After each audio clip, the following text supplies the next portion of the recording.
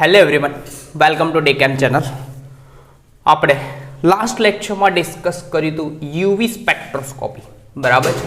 તો યુવી સ્પેક્ટ્રોસ્કોપીની વાત કરીએ તો લાસ્ટ લેક્ચરમાં આપણે ડિસ્કસ કર્યું હતું કે કોઈ પણ organic compound SEM5 TYBSc, SEM5 third year BSc, TYBSc. તો SEM5 TYBSc નો આ ટોપિક જે છે યુવી સ્પેક્ટ્રા યુનિટ નંબર 1, એમાં લાસ્ટ લેક્ચરમાં આપણે ડિસ્કસ કર્યું હતું તે પ્રમાણે જોઈએ ને કે વાત હતી ઇલેક્ટ્રોમેગ્નેટિક રેડિયેશન અથવા ઇલેક્ટ્રોમેગ્નેટિક વેવ, જેને કહેવાશે EMR અથવા EMW, જેને કહેવાશે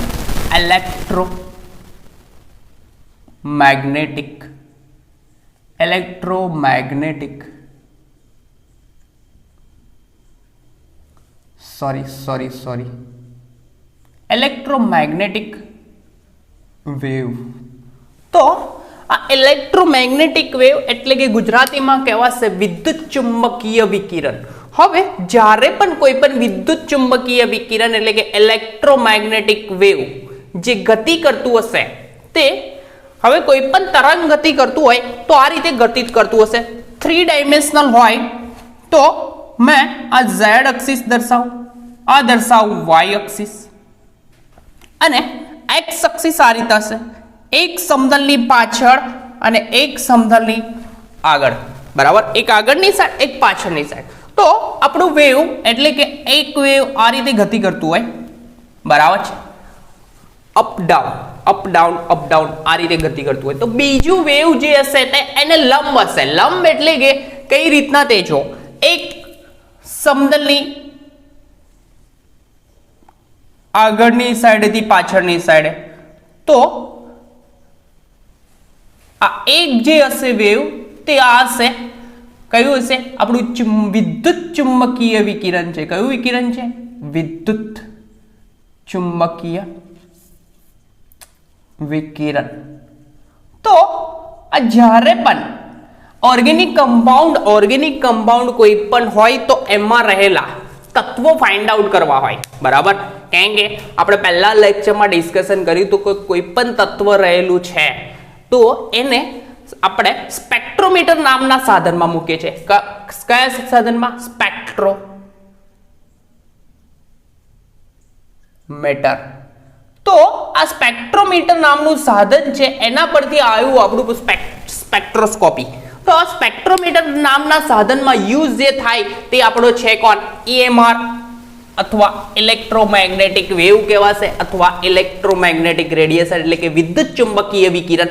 જેમાં એક હશે આ પિંકથી દર્શાવેલું છે, તે છે વિદ્યુતીય વિકિરણ, બરાબર. તો બીજો ભાઈ હશે તે હશે ચુંબકીય, બરાબર.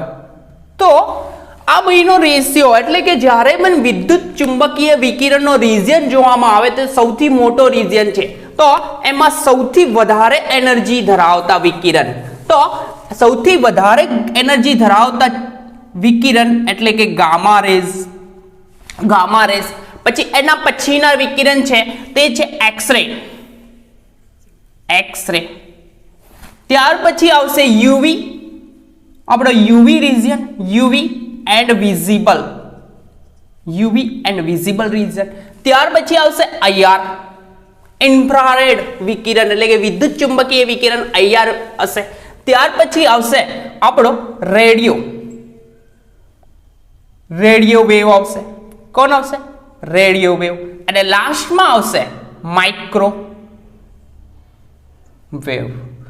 હવે આમાં સૌથી વધારે એનર્જી ધરાવતા વિકિરણ એટલે કે ગામા રેઝ. તો ગામા રેઝ જે છે એટલે કે વિદ્યુત ચુંબકીય વિકિરણ છે, તો વિદ્યુતીય અને ચુંબકીય રીતે ગતિ કરતા હોય તો જ્યારે પણ કોઈ પણ કમ્પાઉન્ડ પર એપ્લાય થાય તો આમાં આપણા ગામા રેઝ જે છે તો એ આ ભાઈ જશે ન્યુક્લિયસ સુધી અફેક્ટ કરશે. એટલે કે કોઈ પણ કમ્પાઉન્ડ પર આ એપ્લાય કરવામાં આવે તો ન્યુક્લિયસ સુધી અફેક્ટ કરે. એક્સ-રે જે છે તે ઇનર સેલ એટલે કે અંદરની કક્ષક ઇનર સેલના ઇલેક્ટ્રોનને ઇફેક્ટ કરે. જ્યારે યુવી અને વિઝિબલ કયો રીજન યુવી અને વિઝિબલ જે આપણે અભ્યાસ કરવાનો છે તો આ ભાઈ અફેક્ટ કરશે ક્યાં સુધીને આઉટર સેલના ઇલેક્ટ્રોન આઉટર સેલ ના ઇલેક્ટ્રોન સુધી પહોંચી શકે છે. ત્યાર પછી આપણા રેઝ છે IR. તો IR જે છે IR તો IR ના જે છે તે ભાઈ શું કરશે કે એ અફેક્ટ કરશે ઇલેક્ટ્રોનને અફેક્ટ કરે પરંતુ આ ભાઈ કરશે શું કે મોલેક્યુલર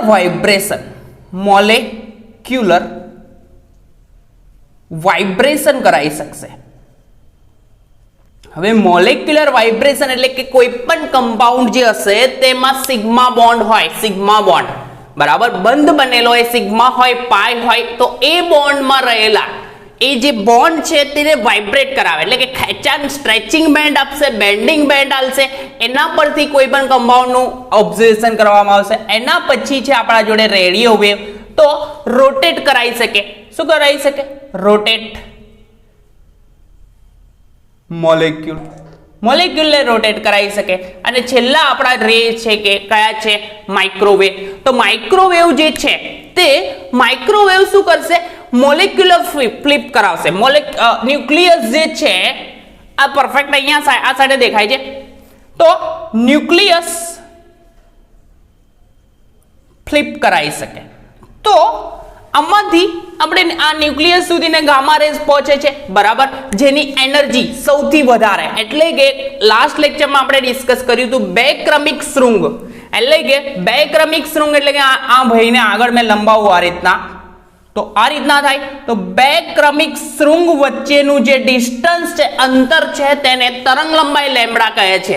તો તરંગ લંબાઈ લેમ્બડાનું સૂત્ર હતું તરંગ લંબાઈ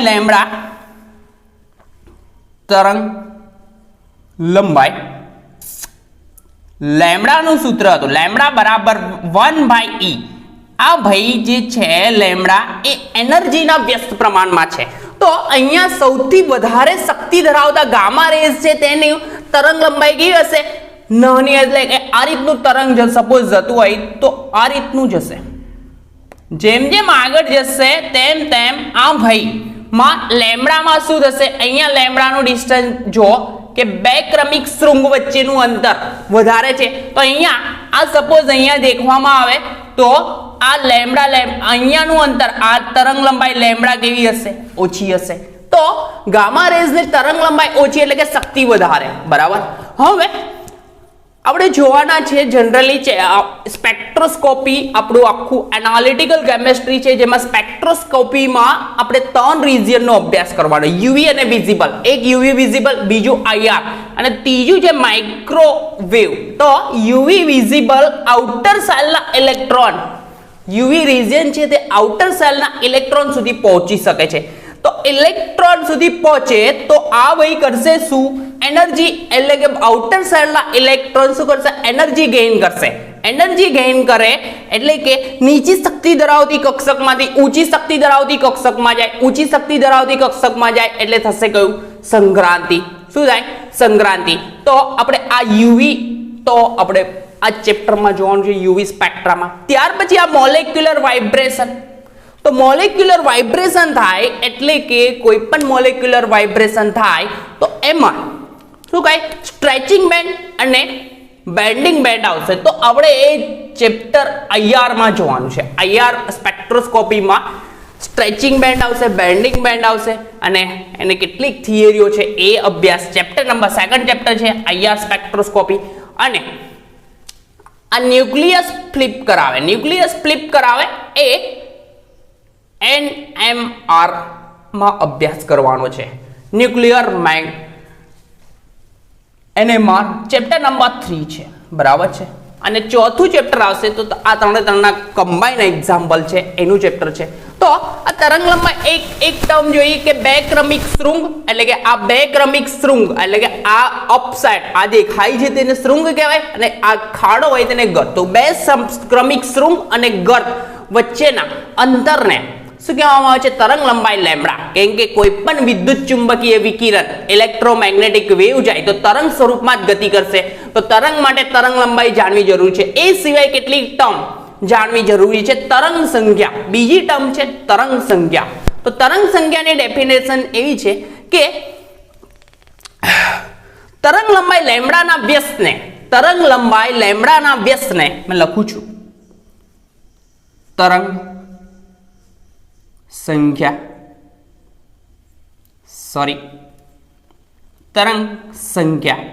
જેને આ રીતે દર્શાવશે.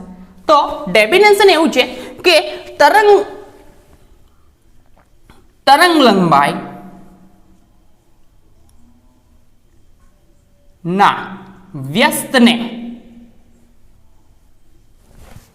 તરંગ સંખ્યા કહે છે. શું કહેવાય છે? તરંગ સંખ્યા કહે છે.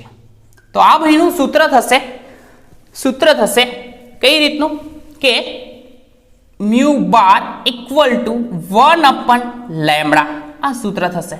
તો જેમ જેમ તરંગ સંખ્યા વધે તેમ તેમ શક્તિ વધે અને જેમ જેમ તરંગ સંખ્યા ઘટે તેમ તરંગ સંખ્યા શક્તિમાં શું થાય? ઘટાડો થાય. ફરીથી કહી દઉં કે જેમ જેમ તરંગ લંબાઈ વધે તેમ તેમ તરંગ સંખ્યા વધે તેમ તેમ શક્તિ વધે અને તરંગ સંખ્યા ઘટે તેમ શક્તિ ઘટે. બીજી રીતે ડેફિનેશન કેવી હોય આ ભાઈની? તો કુલ તરંગોની સંખ્યા એ 1 સેન્ટીમીટર, આનો એકમ થશે સેન્ટીમીટર ઇન્વર્સ, બરાબર કે 1. તો 1 સેન્ટીમીટર અવકાશમાંથી પસાર થતા તરંગોને તેની તરંગ સંખ્યા કહેવામાં આવે છે. એટલે કે 1 સેન્ટીમીટરનું અવકાશ છે એમાંથી પસાર થતા તરંગોની સંખ્યાને તરંગ સંખ્યા કહેવામાં આવે છે. આ બીજી ડેફિનેશન થઈ. ત્યાર પછી આપણે ત્રીજી ડેફિનેશન, થર્ડ વન છે, એકદમ સિમ્પલ છે. ત્રીજી ડેફિનેશન શું છે? ફ્રીક્વન્સી. ત્રીજી ડેફિનેશન જોવાની છે કે ફ્રીક્વન્સી તરંગની આવૃત્તિ. શું કહેવાશે? તરંગની આવૃત્તિ. તો તરંગની આવૃત્તિ જેને આપણે મ્યુ વડે દર્શાવવામાં આવશે. શેના વડે? મ્યુ બાર ને. મ્યુ બાર તો આપણે પહેલા દર્શાવ્યું, તો મ્યુ વડે દર્શાવવામાં આવશે.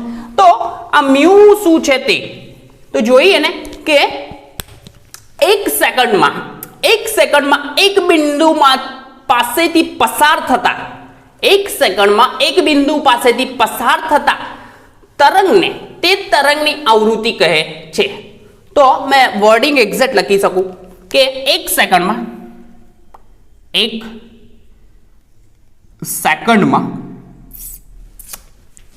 બિંદુ પાસેથી પસાર થતા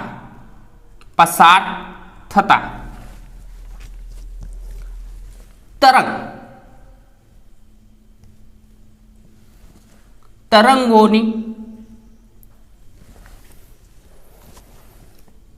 સંખ્યાને તરંગની આવૃત્તિ કહે છે. તરંગની આવૃત્તિ કહે છે. તો તરંગની આવૃત્તિનું સૂત્ર જોઈએ ને કે તરંગની આવૃત્તિ મ્યુ ઇક્વલ ટુ c/λ આ રીતનું થશે, બરાબર છે. તો આ થર્ડ ડેફિનેશન થઈ. લાસ્ટ વન છે ફોર્થ વન. તે ફોર્થ વન બી લખી દઉં છું મેં કે ફોર્થ વન એકદમ સિમ્પલ છે, શક્તિ E. હવે શક્તિ E ની વાત કરીએ તો એકદમ સિમ્પલ છે, પરંતુ પહેલેથી ગયેલો તરંગ લંબાઈ લેમ્બડા. તો તરંગ લંબાઈ તો બે ક્રમિક શૃંગ અને ગર્ત વચ્ચેના અંતરને તરંગ લંબાઈ લેમ્બડા કહે છે. બીજી વસ્તુ કે તરંગ લંબાઈના વ્યસ્તને તરંગની સંખ્યા કહેવામાં આવે છે અને મ્યુ બાર વડે દર્શાવવામાં આવે છે. ત્રીજી ડેફિનેશન તરંગની આવૃત્તિ જેને ફ્રીક્વન્સી પણ કહેવામાં આવે છે. શું કહેવામાં આવે છે? ફ્રીક્વન્સી.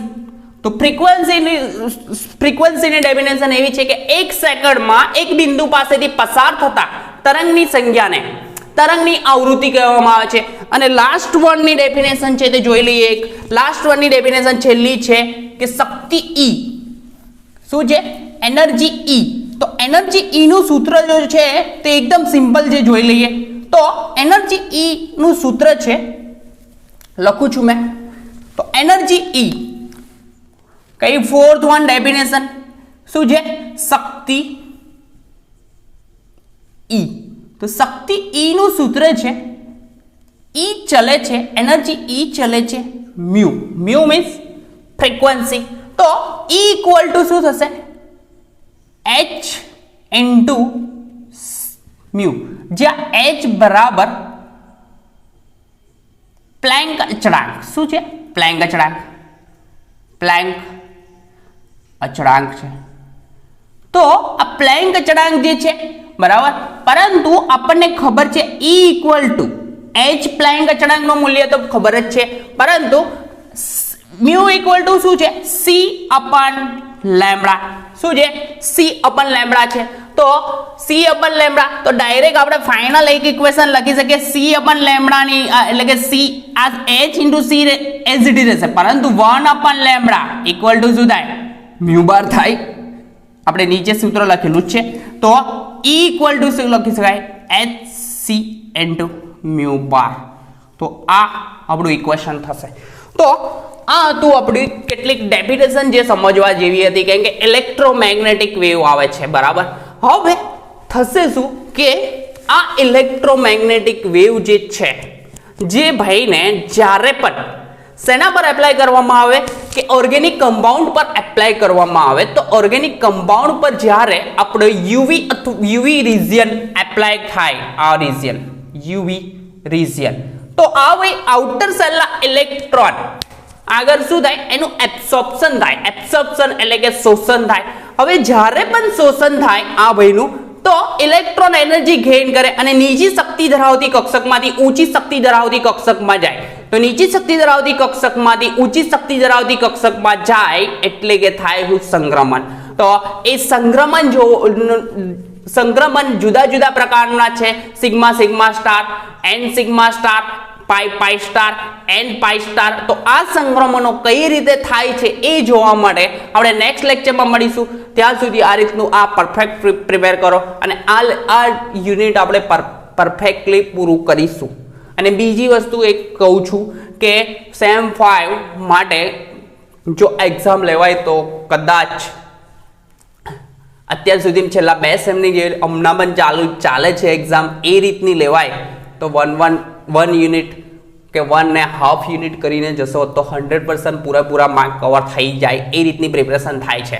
એટલે એકદમ શાંતિથી પરફેક્શન સાથે કામ કરો અને રિઝલ્ટ 100% આઉટપુટ મળશે. બરાબર છે? તો નેક્સ્ટ લેક્ચરમાં મળ્યા અને 4 જે સંક્રાંતિ છે તે જોઈશું. બરાબર? તો ત્યાં સુધી આટલું પ્રિપેર કરો, વાંધો નહીં આવે. એકદમ ઇઝી વસ્તુઓ છે. એનાલિટિકલ કેમેસ્ટ્રી પણ સૌથી ઇઝી સબ્જેક્ટ છે, પરંતુ પરફેક્ટલી પ્રિપેર કરો. તો નેક્સ્ટ લેક્ચરમાં મળ્યા સંક્રાંતિ સાથે.